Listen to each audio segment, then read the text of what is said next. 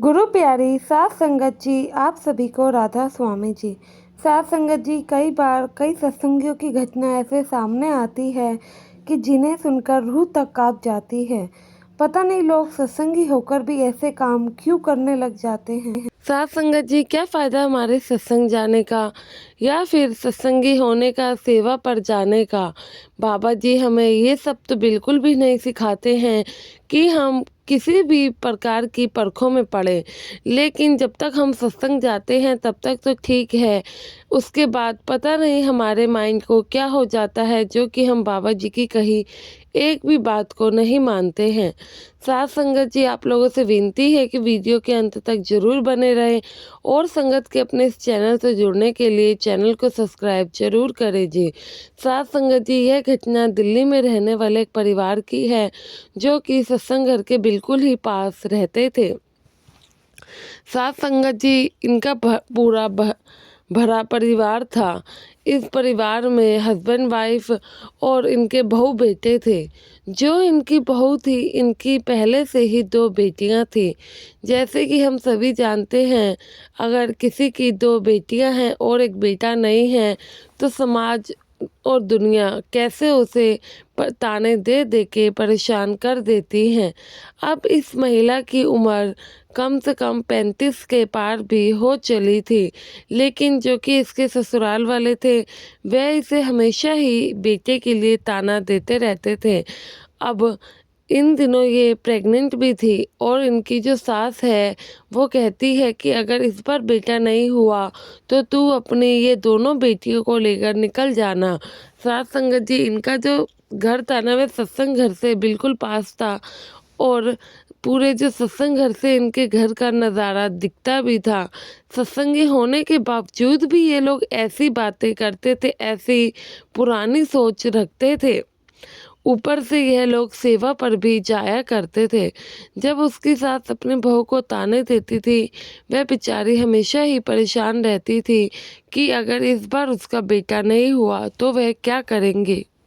सास हमेशा ही कहती कि अगर इस बार बेटा नहीं होगा तो वह इसको भी अपनी दोनों बेटियों के साथ बाहर निकाल देगी और अपने बेटे की दूसरी शादी करवाएगी। यही डर बहू के अंदर एकदम बैठ चुका था। उसे कभी समझ ही नहीं आता था वह करे तो करे क्या, क्योंकि उसके मायके में उसकी माँ के अलावा भी कोई नहीं था, जिस वजह से यह बीवी काफ़ी ही परेशान रहती थी। यह भी सत्संगी थी, लेकिन बाबा जी को मानती थी, लेकिन घर के माहौल जैसे था इस समय इसे कुछ समझ नहीं आता था कि इसे क्या करना चाहिए। तो साथ संगत जी, इस बीवी की डिलीवरी का टाइम पास आ जाता है और उस समय बाबा जी भी सत्संग घर में आए हुए थे। तो साथ संगत जी, ये पूरा परिवार ही सेवादार था, सेवा पर जाया करते थे। अब बाबा जी दिल्ली में आए थे और उनका भंडारा था, तो इन लोगों को सेवा पर जाना था। तो इन्होंने अपने बहू की माँ को बुलाया और कहा कि इसकी डिलीवरी एक कभी भी हो सकती है और 9वां महीना भी चल रहा है। तुम ऐसा करो, तुम इनका ध्यान रखो, हमें तो सेवा पर जाना है। और हाँ, अगर इनकी लड़की हो तो हमें मत बताना, गला दबाकर वहीं पर मार देना। यह सुन के जो बहू की माँ थी वह भी चौंक जाती है। वह कहती है कि बहन जी, आप कैसी बातें कर रहे हो, आप सत्संगी होकर ऐसी बातें करते हो, सेवा पर भी जाते हो, फिर क्या फ़ायदा आपके ऐसे सत्संगी होने का। तो वह अपने समधन पर भड़कते हुए कहती हैं कि आप मुझे मत सिखाइए कि मुझे क्या करना चाहिए और क्या नहीं। जो मैंने कहा है वह ही करना। अगर ऐसा नहीं हुआ तो तुम्हारी बेटी को तुम्हारे इन दोनों नातियों के साथ मैं बाहर निकाल दूंगी। फिर अपने आप इनको देखते रहना और अपने ही घर में रख लेना। ऐसी बातें जब वह अपनी बहू की माँ से कहती हैं तो वह भी बीवी काफ़ी परेशान हो जाती हैं। वह भी सत्संगी थी तो बाबा जी से ही अरदासें करने लगती है। तो साथ संगत जी, उसी समय इनकी बेटी को लेबर पेन आ जाते हैं और फिर तुरंत ही डिलीवरी के लिए लेके जाना पड़ता है। डिलीवरी के लिए पास ही वाले हॉस्पिटल में लेकर इसकी माँ जाती है, तो इनको कुछ समझ नहीं आता है। तो ये डॉक्टर से पूछती है कि भाई क्या होगा, लड़का या लड़की। एक तो डिलीवरी पेन में इनकी बेटी थी, ऊपर से ये इतनी घबराई हुई थी, इन्हें कुछ समझ नहीं आ रहा था। तो डॉक्टर इन पर गुस्सा करते हुए कहते हैं कि बीवी आप ये कैसी बातें कर रहे हो, ये हम कैसे बता सकते हैं। इतने में इनकी बेटी की डिलीवरी होती है। तो डॉक्टर कहते हैं कि आपकी बेटी को एक नन्ही सी बेटी हुई है। यह सुनकर वह काफ़ी फूट फूट कर रोने लगती है। थोड़ी देर बाद जब इनकी बेटी को होश आता है, ये उनसे मिलने जाती है, तो वह लड़की काफ़ी घबराई होती है। कहती है कि माँ एक और बेटी हुई है, अब इसका करना क्या है।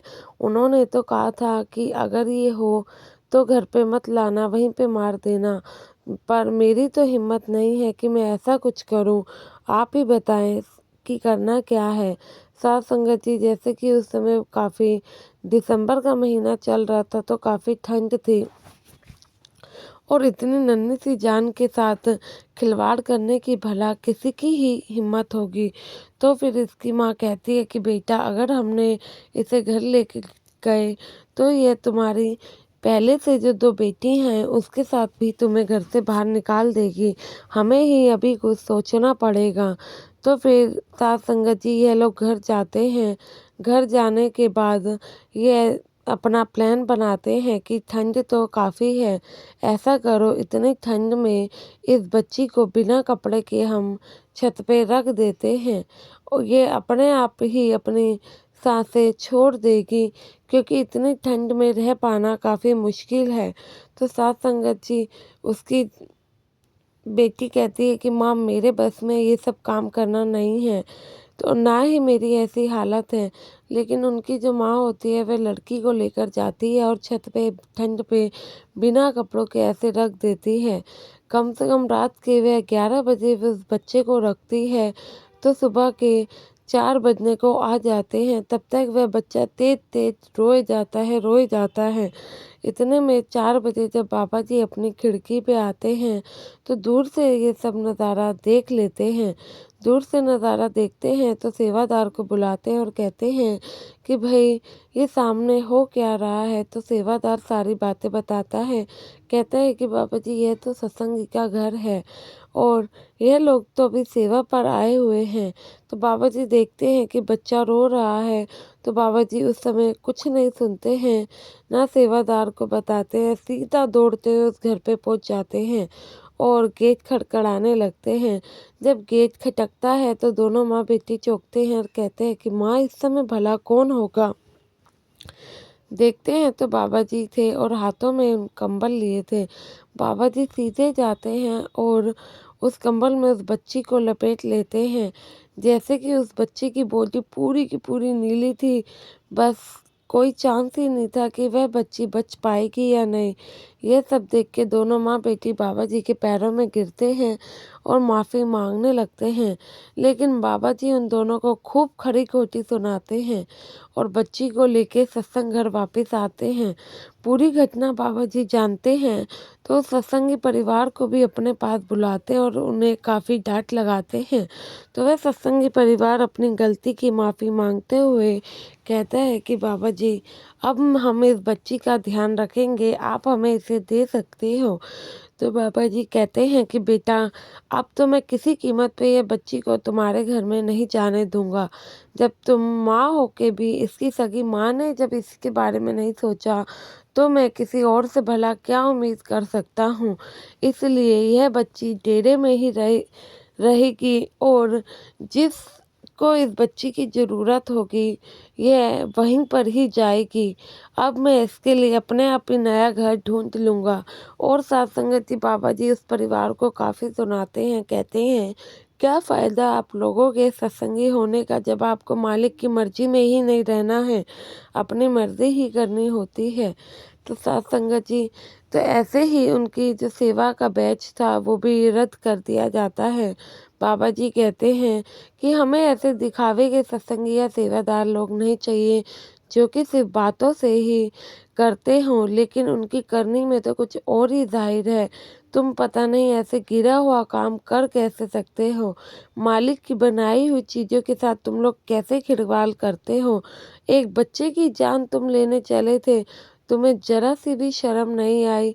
तो साथ संगत जी वह परिवार काफ़ी माफ़ी मांगता है, लेकिन बाबा जी उस समय उन्हें कोई जवाब नहीं देते हैं और उस बच्ची की जिम्मेवारी सत्संग घर की तरफ से ही ली जाती है। तो साथ संगत जी जैसे कि हमने सुना, लेकिन जहाँ तक है इसमें उस बच्ची की माँ की भी कोई गलती नहीं थी। वह भी शायद अपने हाथों ही मजदूर थी, वरना कौन माँ अपने बच्चे के साथ भला ऐसा करती। साथ संगत जी जो भी हमने सुना ये बिल्कुल ही गलत बात है। ऐसे विचार करना तो क्या ज़िंदगी में हमारे दिमाग में नहीं आने चाहिए। इतने भले ज़माने में भी हम आज के टाइम में ये सोचते हैं, तो अभी भी हमारे लोगों का दिमाग फिर विकसित नहीं हुआ है, जो कि हम पुराने इतनी गंदी सोच रखते हैं। आशा है कि आप लोग इस वीडियो से कुछ सीख लेंगे। अब आपसे विदा लेने का समय है। वीडियो अच्छी लगी हो तो कमेंट में राधा स्वामी ज़रूर लिखें और संगत के अपने चैनल से ज़रूर जुड़े जी। गुरु प्यारी साथ संगत जी आप सभी को राधा स्वामी।